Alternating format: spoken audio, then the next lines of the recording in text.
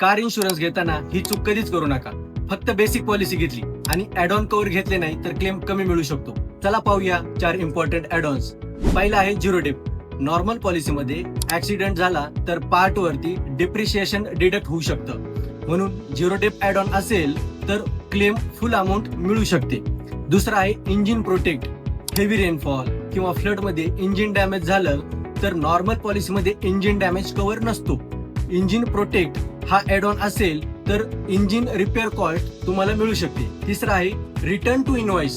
Car चोरीला गेली किंवा टोटल लॉस झाला तर नॉर्मल पॉलिसीमध्ये फक्त IDV म्हणजेच इन्शुर्ड डिक्लेअर्ड व्हॅल्यू इतकी अमाऊंट मिळू शकते. पण रिटर्न टू इनवॉइस हा ऍड ऑन असेल तर ओरिजिनल इनवॉइस व्हॅल्यू मिळू शकते. चौथा आहे road side assistance. Car breakdown झाली किंवा टायर पंक्चर झाला तर रोड साईड असिस्टन्स हे ऍड ऑन 24/7 हेल्प प्रोव्हाइड करते.